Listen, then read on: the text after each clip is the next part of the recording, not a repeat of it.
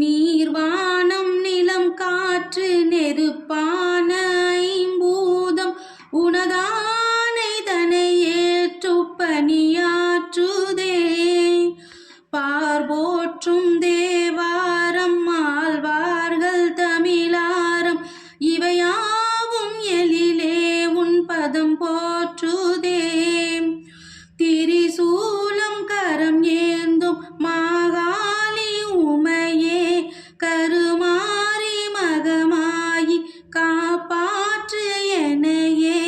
பாவம் விலகும் வினையகலும் உனை துதித்திட ஞானம் விளையும் நலம் பெருகும் இருள் விலகிடும் சோதியன ஆதியன அடியவர் தொழும் மாசரு பொன்னே வருக.